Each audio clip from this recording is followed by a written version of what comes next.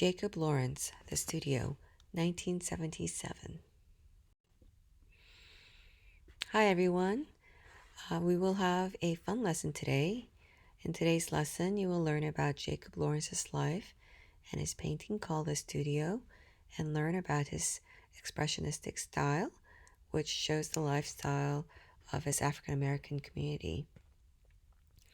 You will learn what a vanishing point is in a painting, and you will draw a one room using 1-point perspective with a vanishing point, and you will be adding realistic objects to your drawing. First, let's start by learning a little bit about the artist. Here is a photograph of Jacob Lawrence. He was born in New Jersey in 1917, about 100 years ago, and he spent his early childhood in Pennsylvania. And when he was 13, he moved with his mother to Harlem in New York City, and that's where he spent the rest of his life.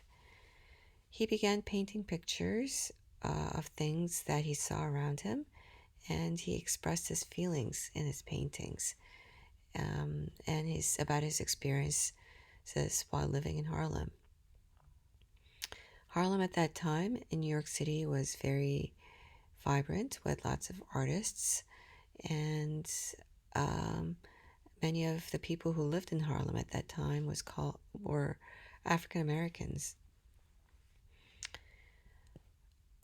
Many of his paintings reflect the lifestyle of African Americans, and his paintings are called narratives because they tell stories.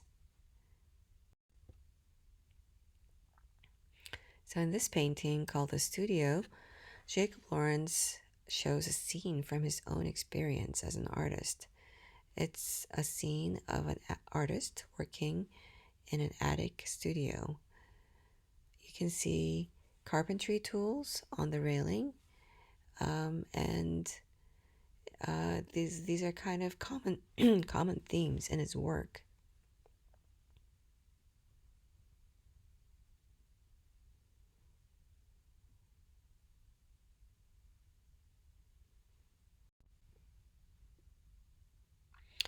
More about the artist. Jacob Lawrence is also well known as a writer. When he was 24 years old, he completed a book with stories and paintings called Migration of the Negro. And his book was well known because it appealed to many different kinds of people.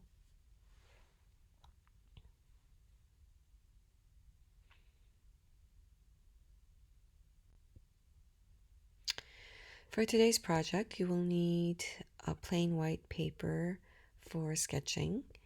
And for your final work, you will use a 6x9 yellow paper, and you will need coloring pencils and a ruler and a drawing pencil.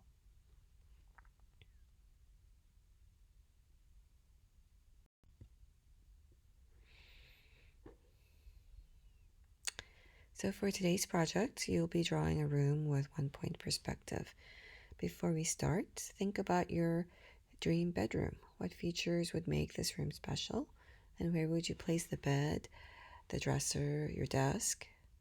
Or if you don't want to do a bedroom, you can plan another room such as a playroom or dining room. And think about all the decorations you would include, such as pictures on the wall or curtains. Next, you will see some examples of past students' artworks.